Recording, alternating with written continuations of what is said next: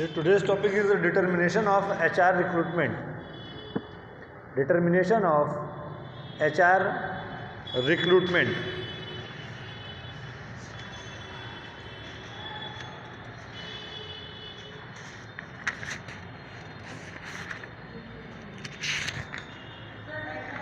HR recruitment.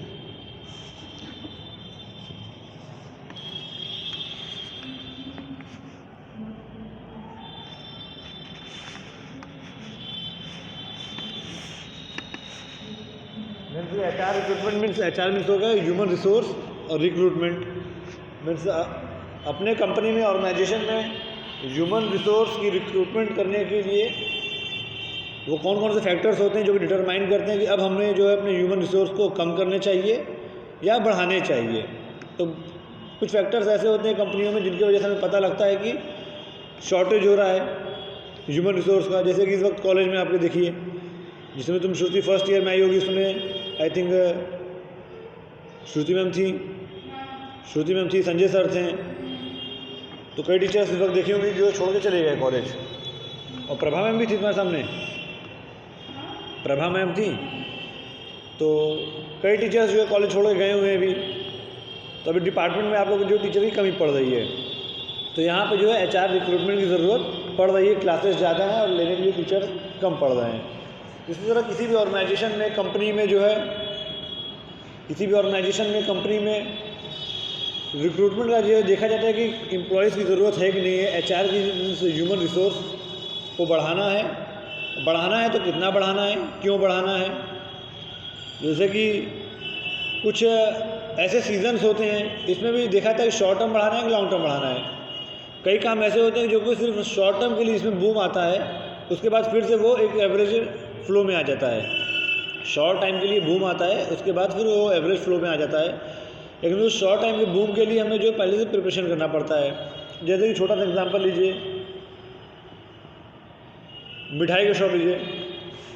जो मिठाई की दुकानें होती हैं उनको देखती होंगी, रक्षाबंधन पे, दीपावली पे एक एडिशनल सेल बढ़ जाता है। एडिशनल सेल क्या, वो बहुत ज़्यादा सेल बढ़ जाता है।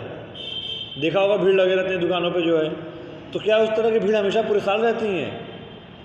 क्या पूरा साल उस तरह का डिमांड रहता है? नहीं, वो सिर्फ उस टाइम पीरियड के लिए जो है, सिर्फ दीपावली के फंक्शन के लिए या रक्षाबंधन या फिर जो भी फंक्शन पड़े उस टाइम पीरियड के लिए वो बूम रहता है। उसके बाद फिर वो नीचे आ जाता है।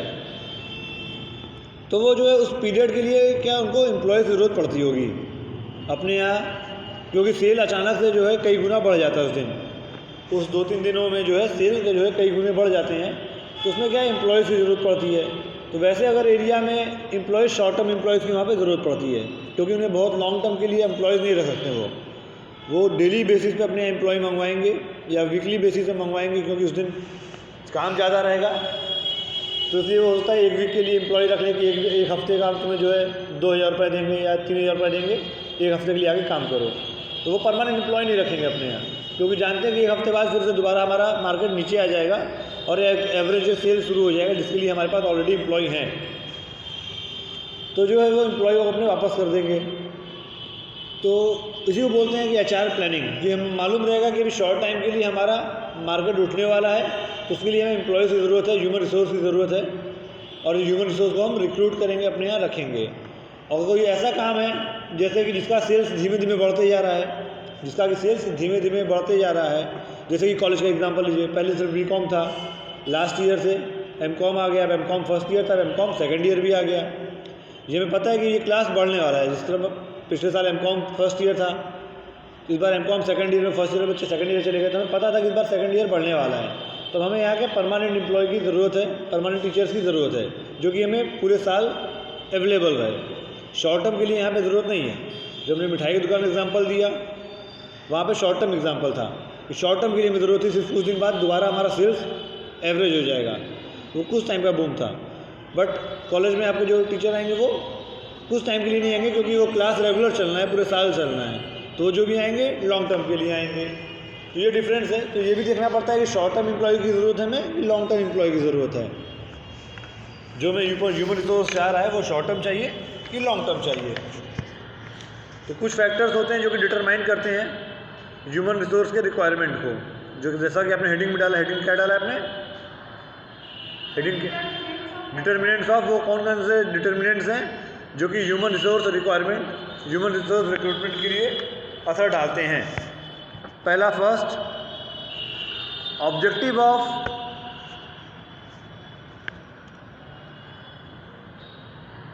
ऑर्गेनाइजेशन,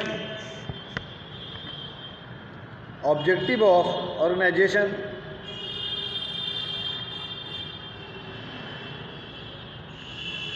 तो ऑब्जेक्टिव ऑफ ऑर्गेनाइजेशन का मतलब है कि ऑर्गेनाइजेशन का ऑब्जेक्टिव क्या है, उसको अगर अपना सेल्स बढ़ाना है, उसको अपना टर्नओवर बढ़ाना है, तो उसको एम्प्लॉय की ज़रूरत पड़ेगी। तो अगर ऐसा ऑब्जेक्टिव है, ऑर्गेनाइजेशन का ऑब्जेक्टिव है कि इसको अपना आगे बढ़ाना है, टर्नओवर आगे बढ़ाना है, क्लासेस आगे बढ़ाना है, तो उसे नए एम्प्लॉयज़ की, नए टीचर्स की, इस तरह ऑर्गेनाइजेशन में अपना काम बढ़ाना है, तो हमें नए ह्यूमन पावर की ज़रूरत पड़ेगी, ताकि जो हमारा काम बढ़ रहा है वो ह्यूमन पावर देख सके उन काम को। दूसरा, second, current man power inventory, current man power inventory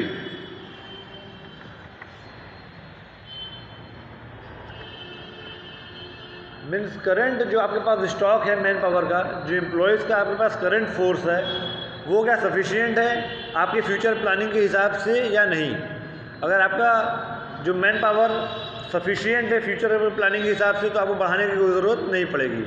but आपको लगता है कि अगर आपकी इन्वेंट्री, आपका मैन पावर कम है, ह्यूमन रिसोर्स कम है आपके पास, और आपको काम आपको आगे बढ़ाना है, तो उस काम को आगे बढ़ाने के लिए आपको ह्यूमन रिसोर्स को भी बढ़ाना पड़ेगा, नए ह्यूमन रिसोर्स को आपको रिक्रूट करना पड़ेगा।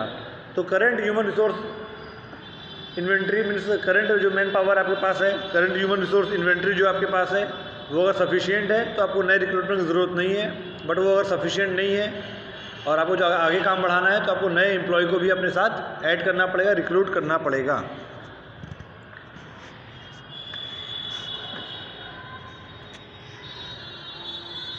Demand forecasting,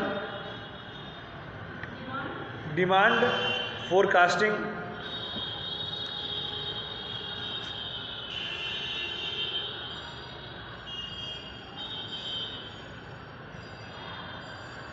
demand forecasting means की, जैसा कि हमने बताया मिठाई के एग्जांपल वाला, हमें पता है कि जो है टर्नओवर बढ़ जाएगा, डिमांड को हम फोरकास्ट कर लेते हैं। जो पहले से हम स्टॉक बनाते हैं अपने यहाँ दीपावली पे, जो भी मिठाई वाले बनाते हैं, या कोई भी ऐसा कोई और एग्जांपल दीजिए जिसमें शॉर्ट टर्म बूम आता होगा। शॉर्ट टर्म, हाँ, या फिर अचानक से सेल बढ़ता है, ऐसा कोई चीज़ बताइए, एग्जांपल बताइए।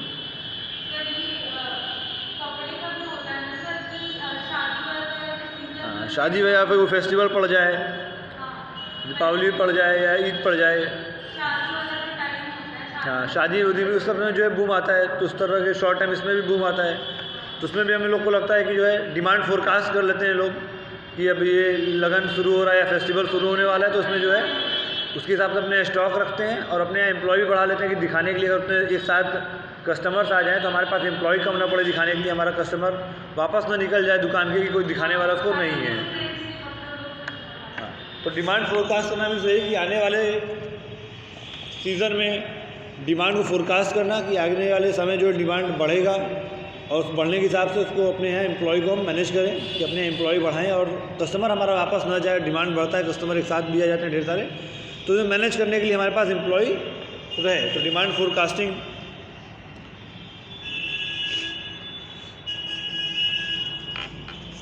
नेक्स्ट पॉइंट है प्रोडक्टिविटी। प्रोडक्टिविटी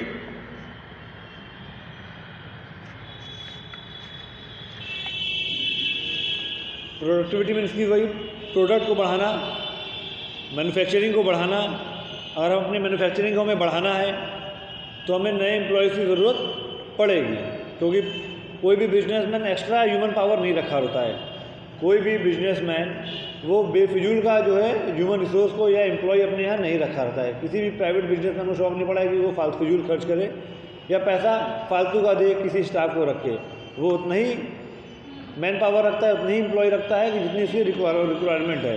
बट उसके बावजूद उसे प्रोडक्टिविटी बढ़ानी है, अपने मैन्युफैक्चरिंग को बढ़ाना है, इंक्रीज़ करना है, तो उसे जो है अपने एम्प्लॉय को भी बढ़ाना पड़ेगा, तभी उसकी प्रोडक्टिविटी इंक्रीज़ होगी और आगे बढ़ पाएगी।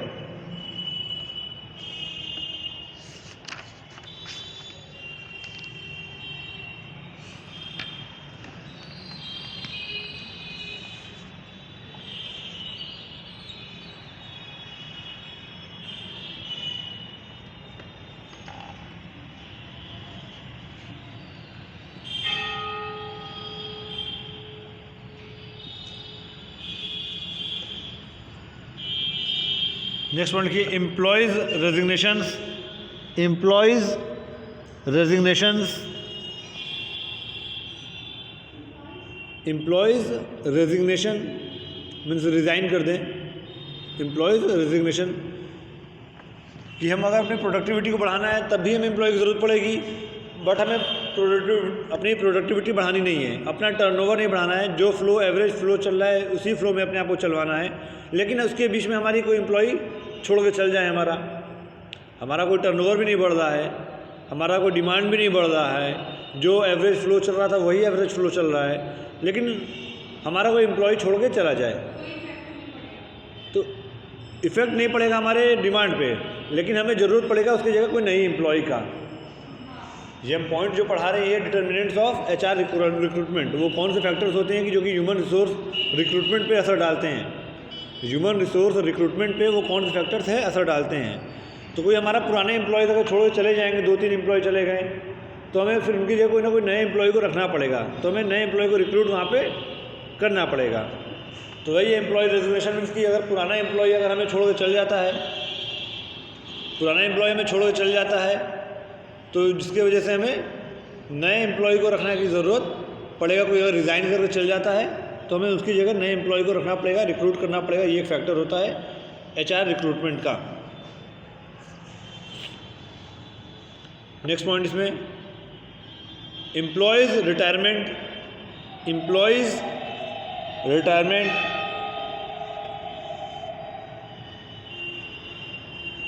Resignations and employment both are different terms. इससे पहले जो पॉइंट था उसमें था रेजिग्नेशन था, ये है retirement, both are different terms. Resignation में एम्प्लॉय खुद छोड़ के जाते हैं और रिटायरमेंट में एम्प्लॉय को मजबूरी में एक एज के बाद उसे जॉब छोड़ना पड़ता है, उसके बाद उसे मिलता है रिटायरमेंट, वो घर पे आप बैठिए आराम करिए और कोई नया उसकी जगह आता है। तो दोनों ही केस में हमारा ह्यूमन रिसोर्स पावर कम होता है।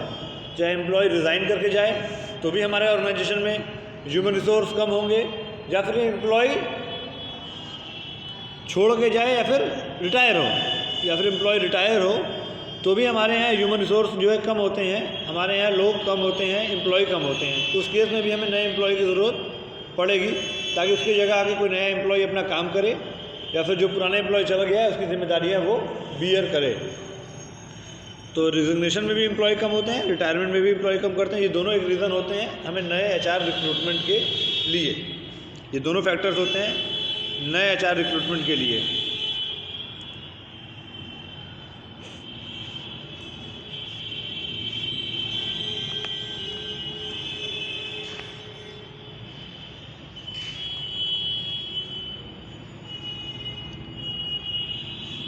Growth and expansion, growth and expansion.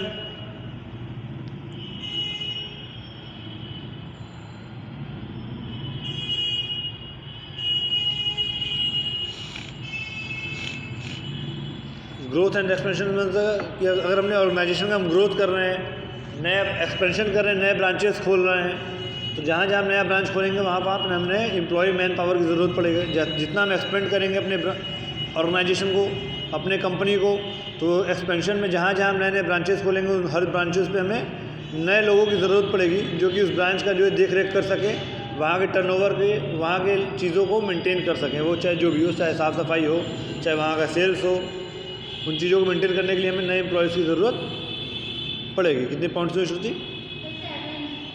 7 points हुए।